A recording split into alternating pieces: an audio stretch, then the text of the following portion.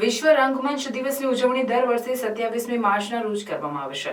27 માર્ચને વિશ્વ રંગમંચ દિવસના રૂપે ઉજવવાની શરૂઆત 1961માં આંતરરાષ્ટ્રીય રંગમંચ સંસ્થાન દ્વારા કરવામાં આવી હતી।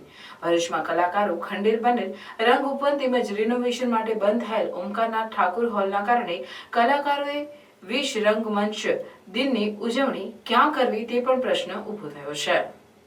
વિશ્વના અનેક નાટ્ય પ્રેમીઓ અને કલાકારો દ્વારા વિશ્વ રંગમંચ દિવસની ઉજવણી દર વર્ષે 27મી માર્ચના રોજ કરવામાં આવે છે।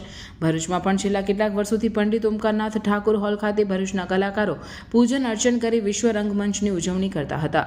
ત્યારે 1991થી થિયેટર, ટેલિવિઝન અને સિનેમા સાથે લેખક, દિગ્દર્શક અને અભિનેતા તરીકે કાર્યરત 2017માં સાહિત્ય આધારિત સિનેમા પર ડોક્ટરેટ કરનાર જાણીતા કલાકાર ડોક્ટર તરુણ બેંકરે વિશ્વ રંગમંચ દિને તેઓની વેદના વ્યક્ત કરતા જણાવ્યું હતું કે હાલમાં રિનોવેશનના કારણે પંડિત ઓમકારનાથ ઠાકુર હોલ બંધ છે, તો રંગ ઉપવન સત્તાધીશોની દુર્લક્ષતાના કારણે ખંડેર બની ગયો છે। જ્યાં જતાં જ ભૂત બંગલો જેવો ડર લાગે તે હદે અહીં જાડી ઝાખરા ઉગી નીકળ્યા છે। એક સમયે નાટક, સંગીત, નૃત્ય વગેરેથી ધમધમતા રહેતા આ સ્થળો વિરાન બન્યા છે। ત્યારે ભરૂચના કલાકારોએ વિશ્વ રંગમંચ દિવસની ઉજવણી ક્યાં કરવી તે પણ પ્રશ્ન છે। કલાકારોને જીવ રૂંધાઈ રહ્યો છે, ત્યારે પંડિત ઓમકારનાથ ઠાકુર હોલની રિનોવેશનની કામગીરી જલ્દીથી શરૂ કરી સંપન્ન કરવામાં આવે તે જરૂરી છે। વિશ્વ રંગમંચના દિવસે ભરૂચના કલાકારોના હૃદય રડી રહ્યા છે, ત્યારે તેઓની વેદનાને સમજી ભરૂચના સત્તાધીશો કેટલા દિવસમાં નવા રંગમંચની ભેટ આપે છે તે જોવું રહ્યું। આજે વિશ્વ રંગભૂમિ દિવસ 27મી માર્ચ 1961 થી ઇન્ટરનેશનલ થિયેટર ઇન્સ્ટિટ્યૂટ દ્વારા આ દિવસની શરૂઆત કરવામાં આવી અને ત્યારથી આજ સુધી 27મી માર્ચને વિશ્વ રંગભૂમિ દિવસ અથવા તો વિશ્વ થિયેટર ડે તરીકે ઉજવવામાં આવે છે। હું ભરૂચ શહેર જિલ્લાના તમામ કલાકારોને વિશ્વ રંગભૂમિ દિવસની શુભકામના પાઠવું છું। સાથે સાથે એક પીડા, દુઃખ પણ વ્યક્ત કરું છું કે ભરૂચમાં વિશ્વ રંગભૂમિ દિવસ ઉજવવો હોય તો ક્યાં જવું?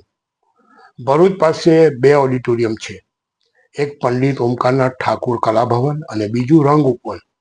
રંગ ઉપવન મારી માહિતી પ્રમાણે 50 વર્ષ કરતાં પણ જૂનું થિયેટર છે, પરંતુ આજે એક ખંડેર હાલતમાં પડ્યું છે।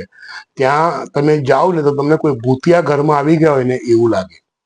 અને બીજું જે થિયેટર છે પંડિત ઓમકારનાથ ઠાકુર કલાભવન, એ પણ બિસ્માર હાલતમાં પડ્યું છે, લગભગ છેલ્લા એકાદ વર્ષથી બંધ છે। અને એવી માહિતી મળી છે કે આ તોડીને હવે ફરીથી નવેસરથી બનાવવાના છે। નવું બનાવે એ આનંદની વાત છે, પરંતુ આ કામ બહુ સત્વરે કરવું પડે, કારણ કે 1 વર્ષથી બંધ છે, હજુ એને તોડવાની કોઈ પ્રોસેસ શરૂ થઈ નથી। તો તૂટશે ક્યારે અને બનશે ક્યારે? મને લાગે છે ત્યાં સુધી હજુ 2 થી 3 વર્ષ તો આમને આમ જ નીકળી જશે। ત્યારે કલાકારોનું ગળું રૂંધાઈ જાય એ પહેલા તંત્ર, સરકાર આ દિશામાં યોગ્ય કાર્યવાહી કરે એ પણ જરૂરી છે।